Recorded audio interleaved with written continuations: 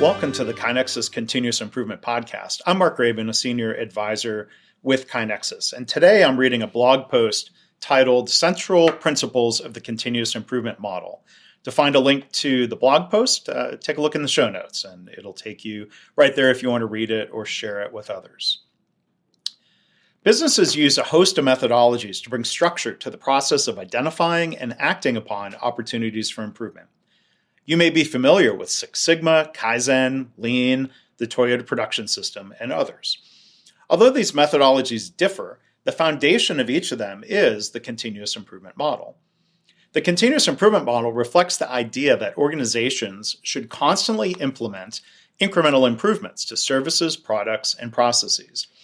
The approach applies to every industry and size of business. Several central principles guide the continuous improvement model. Principle 1. Standard work must be defined. The first principle, that standard work must be defined, is often overlooked, but it's the bedrock of continuous improvement. Standard work is the current best practice for any activity or process. It must be well documented, created by the process operators, and readily available in the place where work is done. Standard work becomes the foundation upon which improvement happens.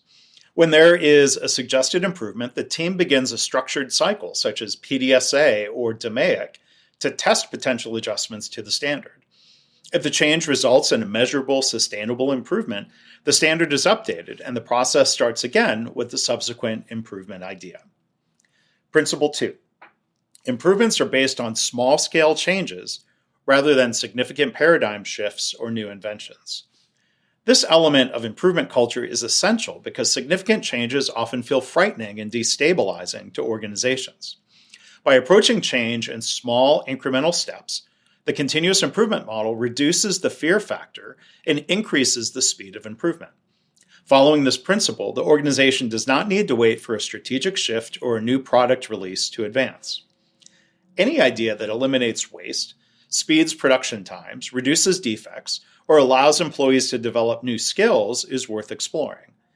In addition, this approach opens the door to considering small-scale proposals to improve processes and enable employees to do their best work. Principle 3.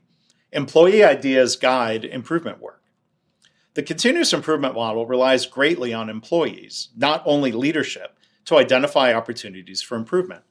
This bottom-up improvement model is effective because employees are closest to the problems and thus better equipped to solve them.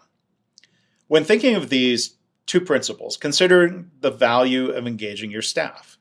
If you ask everyone in the organization for ideas to create a new product line or revolutionize how they care for patients, you're likely to get little input.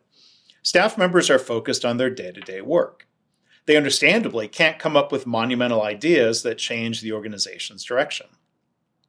Instead, ask people what improvement they could make to save them 5 minutes a day. Then empower them to implement that improvement and to spread it to everyone else in the organization doing the same type of work. This way, you can take a small idea that anyone could come up with and drive a significant impact. For example, if you get one idea from 10 employees, each of which saves them 5 minutes daily, that's 10 ideas. Share all 10 of those improvements with 100 other employees so that each one saves 50 minutes per day. That's 10 ideas times 5 minutes each. By asking people for a small idea that shaves 5 minutes off their day, and by propagating those ideas around the organization, you're about to save 3.4 years of manpower with the ideas of just 10 people. Imagine how much you would save if you extended the ask of a 5-minute idea to your entire organization. Another way to encourage employees to spot opportunities and implement improvements is by asking, what keeps you from doing your best work? Most complaints involve a delta or a gap between the current state and the employee's idea of how things should be. Sometimes the issue includes a specific recommendation. It might go something like, if we could just do X, Y, and Z, the problem would be solved. Sometimes there's no solution included. You might hear, there's got to be something they could do to fix this. Do you notice the operative word in each of these examples? It's they. When employees are disempowered and disconnected from the improvement process, all they can do is wait for they, or management, to recognize and correct problems. When that doesn't happen, it's natural and possibly healthy for people to express their frustration. Leaders who adopt the continuous improvement solutions don't shy away from employee complaints. Quite the contrary. These leaders embrace these complaints, as opportunities for improvement. If a team member notices something amiss and says something about it, that's a good thing. Gathering employee ideas is the beginning of the improvement cycle. Companies with a culture of improvement take it even further. They give employees a process for reporting and acting upon ideas to save money, improve processes, satisfy clients, and improve quality. What's more, they provide systems and structure for doing so and recognize those who contribute to improving the organization, one small initiative at a time. People are often told not to complain unless they're willing to do something about it. That's only fair when there's something they can do. Good leaders give people that opportunity. Principle 4. Incremental improvements are typically inexpensive to implement. Employees tend to focus on small changes that can be accomplished without much expense.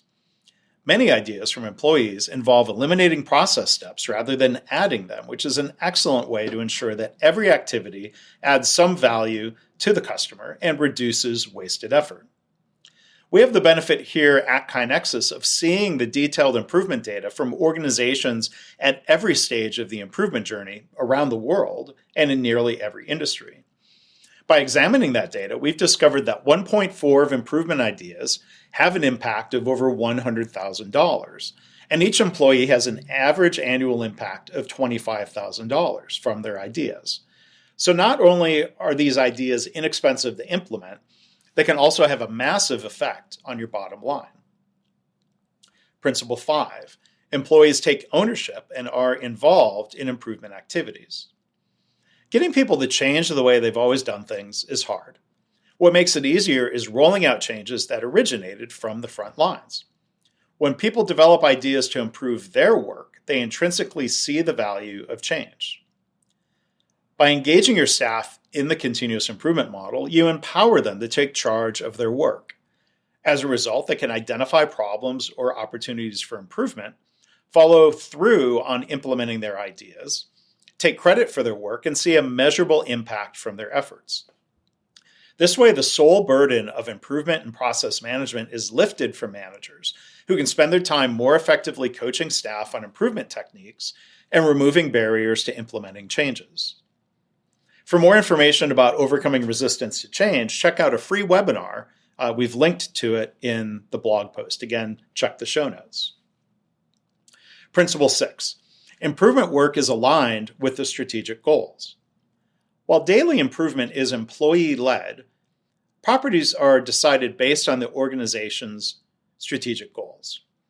Through a process called policy deployment or strategy deployment, the organization's long-term and annual goals are cascaded from the top level through the departments and down to the individual employee level.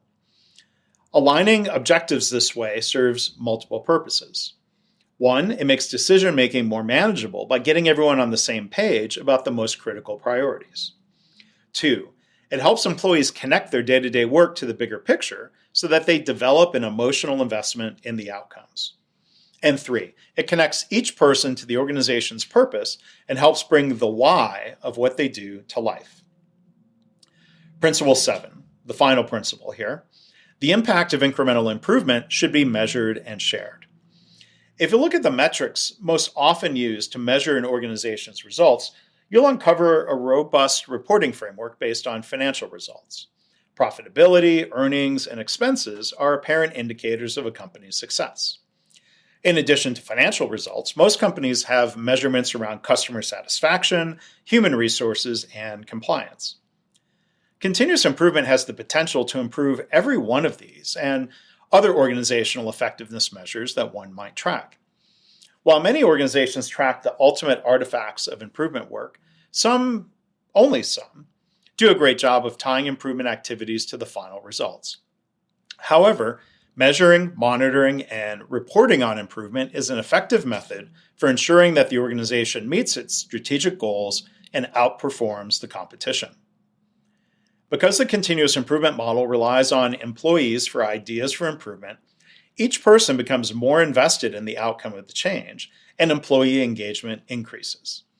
The focus on improvement increases the chance of successful, sustainable, positive change. Improved employee engagement also positively impacts retention, customer service, product quality, and recruiting. Well, thanks to Maggie Millard from KaiNexus for writing that post. To learn more about KaiNexus and how we help organizations spread continuous improvement, please check out our website at kainexus.com. Thanks for listening.